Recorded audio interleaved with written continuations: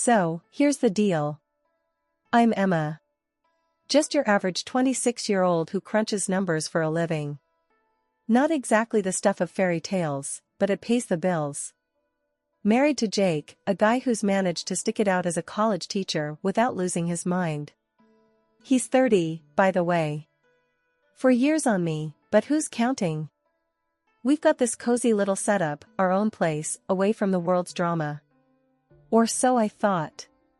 Enter Laura, Jake's mom, a storm dressed like a Sunday morning. From day one, she made it clear I was about as welcome as a tax audit. First time I met her, she looked me up and down like I'd just crawled out of a bargain bin. "So, you're the accountant," she said, voice dripping with something cold. "Yes, ma'am," I replied, trying to keep it together. "Interesting," she muttered, turning to Jake. "I always thought you'd end up with someone more."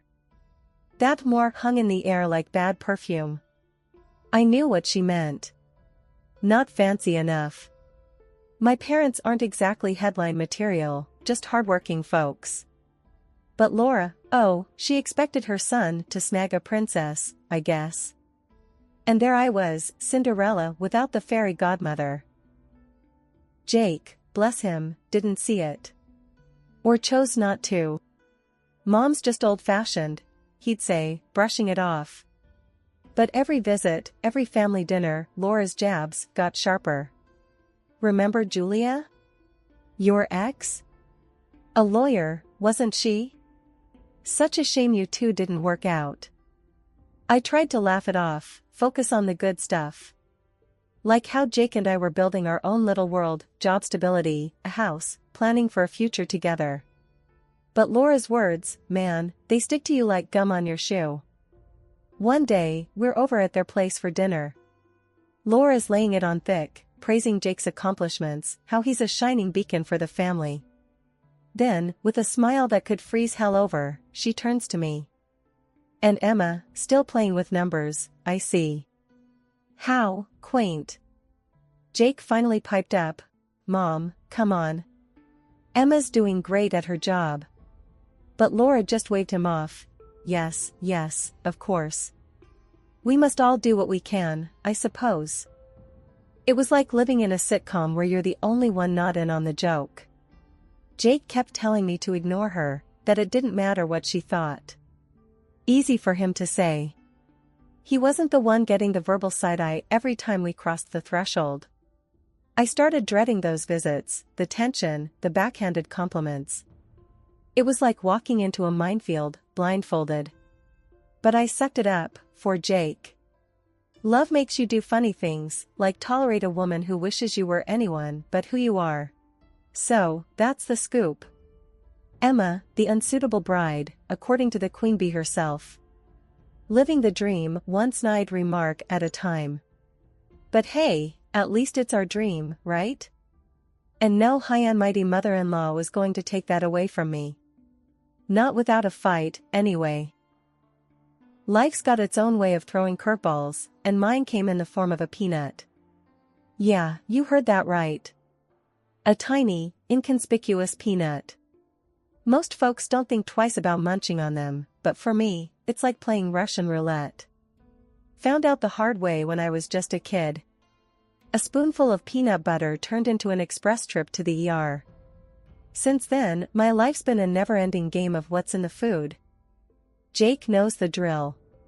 He's seen me whip out my allergy card at restaurants, interrogating waiters like I'm solving a crime. Does this have peanuts? What about cross-contamination? Some people get it, others look at me like I'm a diva making a fuss over nothing. Then there's Laura. First time we discussed my allergies, her eyes nearly rolled out of her skull. "You're allergic to peanuts?" she scoffed, like I'd just told her I was allergic to breathing. "And soy, and peas, and what else? Air?" Jake jumped in, bless him. "Mom, it's serious. Emma could end up in the hospital." Laura waved it off. "Oh, please. People eat peanuts every day. It's all in your head." I wanted to retort, but Jake squeezed my hand under the table, a silent plea to let it go. I let it slide, thinking it was a one-off. But no, Laura had to make a show of it. Every dinner invite became a gamble. She'd parade dishes around, boasting about how she'd made everything Emma safe. But there was always this edge in her voice, a hint that she was humoring me, playing along with my little problem. One time, she served this fancy dessert, all proud and smiling. Made it myself. Absolutely no peanuts, she announced.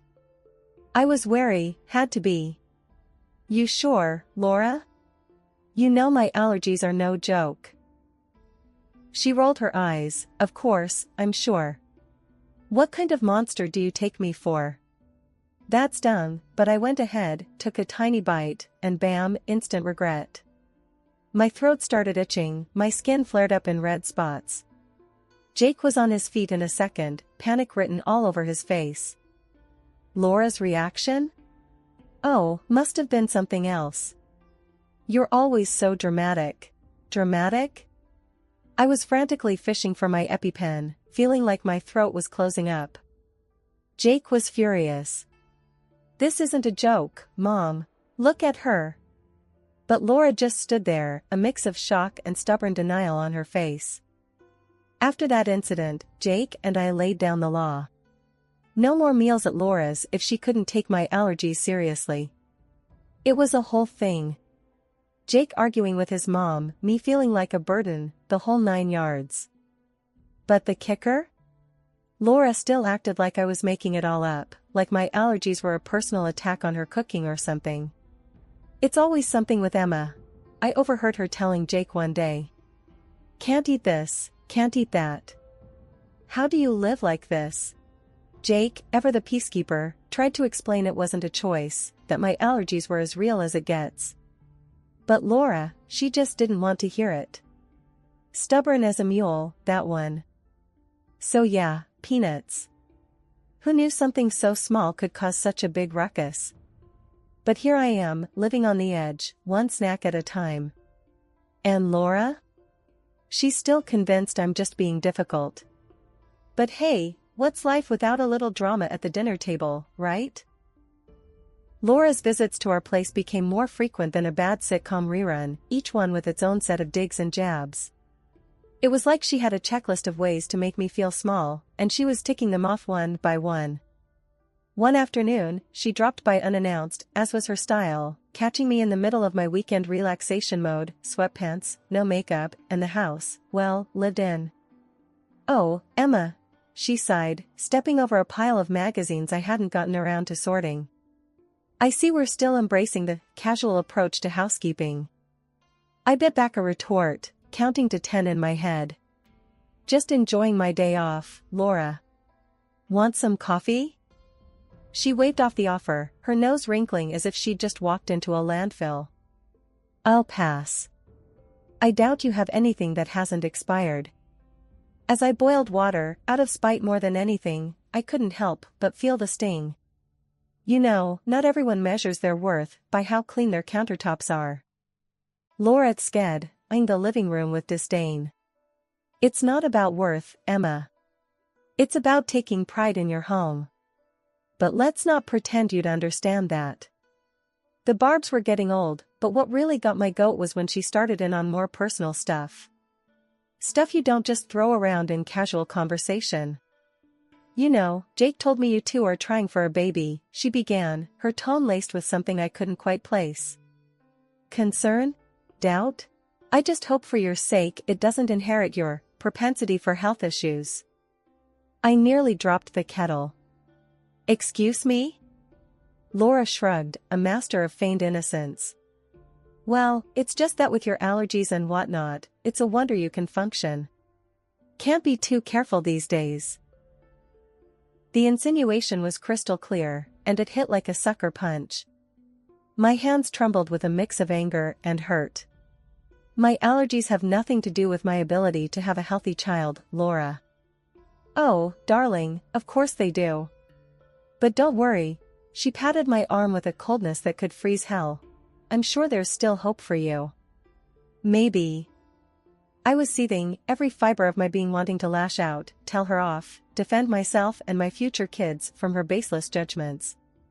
But before I could formulate a response, Jake walked in, the picture of oblivious jeer. "Hey, what's up? Mom, Emma, everything okay here?"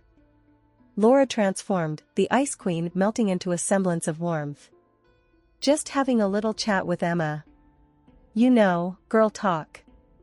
I looked at Jake, my eyes screaming for him to see through the charade. But as usual, he missed the silent cues. "Cool, cool. Mom, you staying for dinner?" The rest of the visit passed in a blur of forced civility and biting my tongue. After Laura left, I turned to Jake, the frustration and hurt bubbling over. "Do you not hear the things she says to me? About us?" Jake, ever the peacemaker, sighed. "Emma, you know how she is.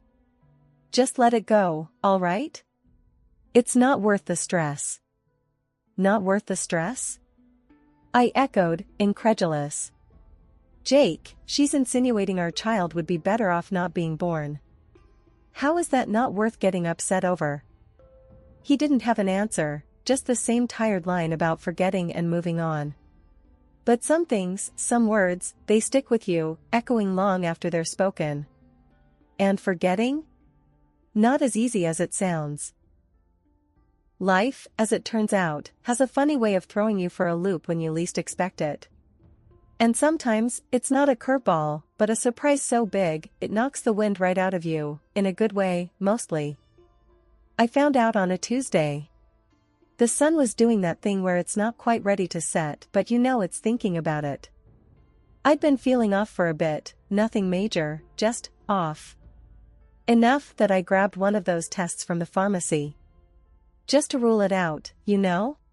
So there I was, in our bathroom, staring at this little stick that had the audacity to change my entire world in the span of 3 minutes. Positive. I blinked. Looked again. Still positive. "Jake." My voice echoed off the tiles, a mix of panic and something I couldn't quite place. He was there in a heartbeat, the worry lines on his forehead already in full display. "What's up? Everything okay?" I handed him the test, my hands shaking. "Does this look positive to you?" He took it, squinting at the tiny window before his eyes shot up to meet mine. "Holy. Are you? Is this?" "Yeah." I managed, a laugh bubbling up from somewhere deep inside. "I think we're having a baby." The silence that followed was heavy, filled with 1,000 unsaid things, until Jake wrapped me in a hug so tight I thought I might burst. "This is amazing, Em. We're gonna be parents." Parents. The word felt foreign on my tongue, too big for me to fully understand just yet. But then, the reality of our situation crept in, the shadow of Laura's words lurking in the back of my mind. How would she react to this news? Would she see it as a miracle or just another thing to criticize? I voiced my fears to Jake, his arms still wrapped around me. "What about your mom? You know what she's been saying."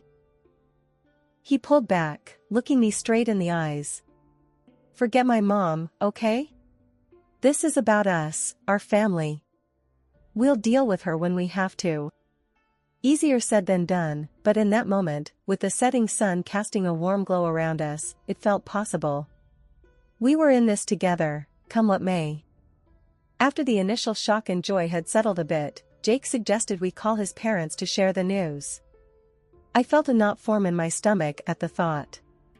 Laura's reaction was the wild card I wasn't sure I was ready to deal with. Still, hiding it wasn't an option, and part of me hoped for the best. We started with Jake's dad, Michael. He picked up after the second ring, and Jake wasted no time. "Dad, we've got some news. Emma's pregnant." The enthusiasm in Michael's voice was palpable, even through the phone. "That's fantastic. Congratulations. I'm going to be a granddad." His genuine excitement was a balm to my anxious heart. If only we could bottle up his reaction and serve it to Laura. Speaking of the devil, it was her turn next. The call went on speaker, and after the usual pleasantries, Jake dropped the bomb. There was a pause, a long one, where you could practically hear Laura processing the news. Finally, she spoke, her voice lacking its usual sharpness. "Well, this is unexpected. We must celebrate. I'll organize a family gathering in a couple of weeks. Invite everyone to share in the joy." Her words caught me off guard. Was this the same Laura who critiqued my every move, who doubted our future happiness? Jake, however, didn't skip a beat. "That sounds great, Mom. We'll be there." I nodded in agreement, though no one could see it. What else could I do? Despite my reservations, this was an olive branch, wasn't it? Or a well-disguised thorn bush? Only time would tell. As we hung up, Jake was beaming, caught up in the excitement of becoming a dad and perhaps, naively, the hope that his mother's reaction signaled a change of heart. Me? I was more cautious, the skepticism a hard shell to crack. As I lay in bed that night, Jake's steady breathing a comforting rhythm beside me, my mind raced. What would this family gathering hold? Would it be a genuine celebration, or was I walking into a lion's den, dressed up as a baby shower? Laura's sudden shift from ice queen to gracious hostess didn't sit right with me. But, for Jake's sake and our baby's future, I was willing to play along, at least for now. The upcoming holiday loomed large in my thoughts, a mix of hope and unease swirling together. What would be waiting for us, indeed? Pulling up to Jake's parents' place felt like stepping onto a stage, the evening set for a performance with an audience of family members ready with their congratulations. The warmth from their well wishes was genuine, a stark contrast to the usual chill I felt from Laura. Yet tonight, even she managed a smile that seemed less forced than usual, her congratulations carrying a hint of something resembling happiness. But it was Michael, Jake's dad, who caught my attention, his usual bright demeanor replaced by a shadow of unease, his smiles fleeting and distracted. As we all gathered around the table, laden with more dishes than a holiday feast, I played it safe, sticking to the foods I knew were clear of my laundry list of allergies. That's when Laura, in a move that felt out of left field, gestured towards a sweet pie. "Emma, I made sure this was something you could enjoy. Special, just for you," she insisted, an edge of eagerness in her voice that I couldn't quite trust. Tentatively, influenced more by the hope of peace than appetite, I reached for a slice. But before it could even land on my plate, Michael's hand came out of nowhere, sending the plate, pie and all, crashing to the floor. The room fell into a stunned silence, every eye on us, Laura's face draining of color, her shock mirroring our own. The moment the plate hit the floor, breaking the silence like a dropped glass in a quiet room, Jake turned to his dad, his voice tight with confusion and anger. "Dad, why? Why would you do that?" Michael stood there, his usual easygoing demeanor gone, replaced by a seriousness that seemed out of place on his normally jovial face. The room was dead silent, everyone's eyes ping-ponging between Michael, the shattered plate, and us. Then, Michael's voice, usually warm and inviting, boomed across the living room with an intensity that made more than a few relatives flinch. "I can't be part of this crime," he declared, his eyes locked on Laura, who looked like she'd just seen a ghost. "You did what?" Jake's voice cracked, disbelief etching every word. Michael's next words felt like a punch to the gut. He pointed squarely at Laura, picked out and made dishes with peanuts and other stuff Emma can't have. She knew. She hoped it would hurt Emma, maybe even cause her to lose the baby. The silence that followed was suffocating. All eyes slowly turned to Laura, whose face had drained of color, then flushed a deep red, caught in the act by her own husband's admission. Laura, for once, seemed at a loss for words, her usual quick comebacks and sharp tongue nowhere to be found. The room felt frozen, the air thick with shock, disbelief, and a growing sense of outrage. Laura's mouth opened and closed, but no sound came out. She looked from Michael to Jake to me, the realization of her actions and their consequences finally sinking in. The rest of the family started murmuring among themselves, the initial shock giving way to a chorus of disapproval and disbelief. Words like unbelievable and how could she bounced around the room, painting Laura as the villain in her own home. As for me, I stood there, rooted to the spot, the gravity of what Michael had revealed weighing heavily on me. The thought that Laura would go to such lengths, that she hated me so much she would risk my health, my baby's life, to get rid of me, it was too much to process. In the aftermath of Michael's shocking revelation, the room was enveloped in a stunned silence, broken only by Jake's incredulous and angry voice directed at his mother. "Mom, why do you hate Emma so much? What has she ever done to you to deserve this?" Laura's response was nothing short of explosive. "I can't stand her," she screamed, her voice laced with venom. "She's not right for you, Jake. She can't give you healthy children, and she's not worthy of being a part of this family." Jake's face turned a shade of red I had never seen before, his usual patience and tolerance for his mother's antics evaporating before my eyes. "That's enough, Mom," he barked back, his voice shaking with anger. "I can't believe you would go this far. I don't want to see you anymore. You're not the mother I thought I knew." The car ride home was tense, the air thick with unspoken words and heavy with the weight of what had just transpired. Once we were home, Jake turned to me, his expression softening, the earlier anger replaced by remorse. "Emma, I'm so sorry," he began, his voice heavy with emotion. "I should have stood by you sooner. I should have seen how toxic things were. I can't believe my own mother would do something like this." I could see the pain in his eyes, the struggle between his loyalty to his family and his love for me. "Jake, it's not your fault. We couldn't have known she would do something like this," I replied, trying to offer some comfort despite my own swirling emotions. But the damage was done. The relationship between Jake and his mother, once unbreakable, was now fractured beyond repair. Laura had become a pariah not just to us, but within our wider circle of family and friends. Her actions, driven by irrational hatred and unfounded fears, had isolated her completely. Michael, who had stood up and revealed the truth at the risk of his own marriage, eventually found it impossible to stay with Laura. The divorce wasn't immediate, but it was a foregone conclusion. Living with someone capable of such malice, who had plotted against their own unborn grandchild, was more than he could bear. Life, as they say, finds a way to march on, dragging us along for the ride, ready or not. After the storm settled, Jake and I found ourselves back in the rhythm of our daily lives, but with a newfound appreciation for the quiet moments of peace and an eagerness for the future, especially with our little one on the way. Michael, Jake's dad, became something of a fixture around our place. His presence was a balm, his willingness to help out around the house and his excitement about becoming a granddad were infectious. It was nice, having him around, feeling like we were building a new kind of family unit, one built on mutual respect and understanding rather than obligation and expectation. "We're really doing this, huh?" Jake would say, hands resting on my belly, a smile playing on his lips. "We're going to be parents." "Yeah," I'd reply, the reality of it all washing over me in waves of joy and nervous anticipation. "We're going to be great, you'll see." As for Laura, her name rarely crossed our lips these days. The wound she'd inflicted was still too fresh, the betrayal too sharp. Yet, whispers of her new life would occasionally find their way to us through the grapevine. Living in a small rented apartment, returning to the workforce after decades, it was a far cry from the comfortable life she'd once commanded with such authority. I'd be lying if I said I felt sorry for her. There was a time when I might have, when empathy for her situation would have come naturally.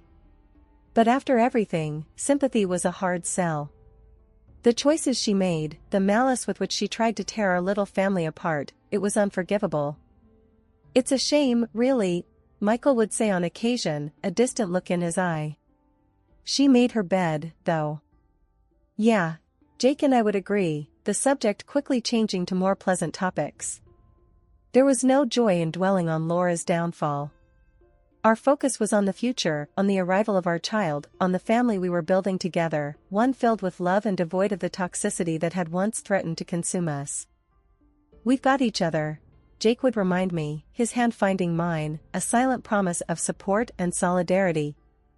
"That's all we really need." And he was right.